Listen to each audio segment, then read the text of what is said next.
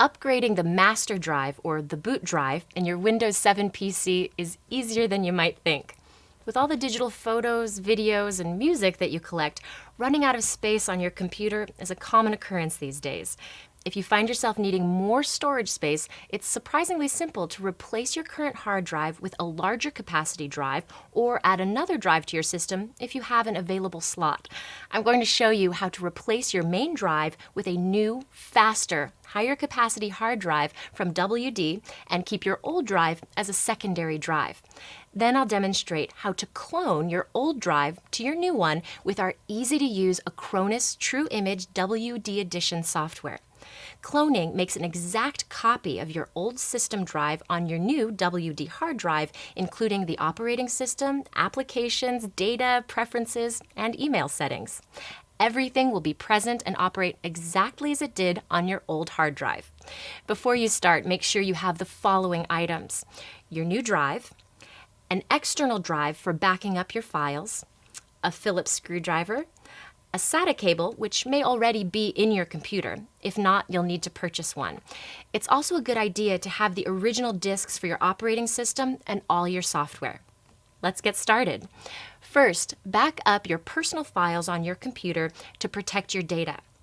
We recommend you save the data to an external drive such as a MyBook or a MyPassport external drive, as it's faster and easier than using DVDs or other media. Next, download the Acronis software. Go to support.wdc.com/retailkit and click the Product Info button. Follow the instruction at the bottom of the page. Now, let's get ready to unpack your new hard drive. WD hard drives are precision instruments and should be handled with care during unpacking and installation. Hard drives can be damaged by rough handling, shock, vibration, or electrostatic discharge, commonly referred to as ESD. So there are a few things you should be aware of before attempting to install it. Do not unpack the hard drive until you are ready to install it. To avoid ESD problems, ground yourself by touching the metal chassis of the computer before handling the hard drive. After your WD hard drive is unpacked, place the drive on the static shielding bag it came in on a clean, level, padded work area.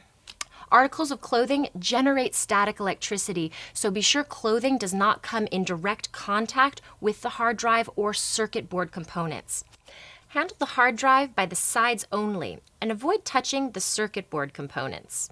Do not remove the tape seal or any labels from the drive, as this will void the warranty. We recommend that you install your new, faster, higher capacity WD drive as the boot drive, the new main drive, and make the older drive a secondary drive. Now that the drive is safely unpacked, let's begin the installation process. Turn off your system. Discharge static electricity by touching the metal chassis of the computer, and unplug your computer.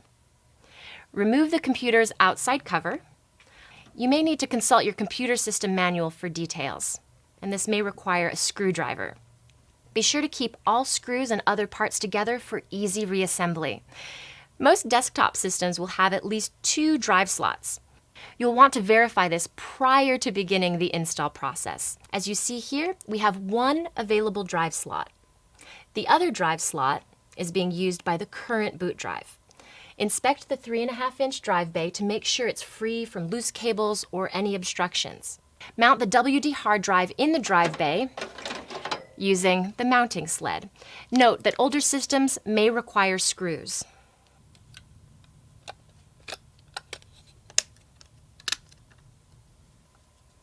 If an existing SATA cable is present, you will thread the interface cable through the empty drive bay and slide in the WD hard drive.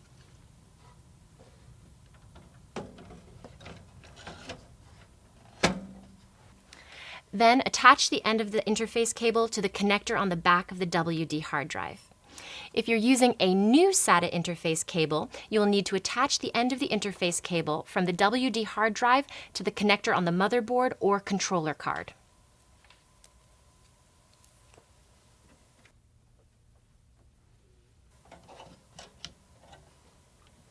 Attach the computer system power supply cable to the power connector on the back of the WD hard drive. Now we're ready to secure the cover of the computer. At this point, you can opt to perform a clean install by booting your system from your original operating system CD and following the instructions. Then you can install your software from your original CDs and restore your files from the external hard drive. The less time-consuming option is to clone your old drive to your new drive. Here's how you do that. Run the Acronis software that you previously downloaded.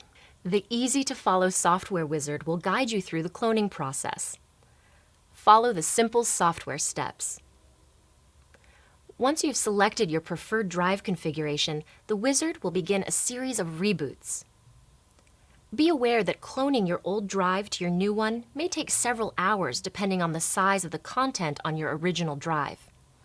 You may then decide to keep the data on both drives for extra security or to erase the data from the old drive for extra storage capacity.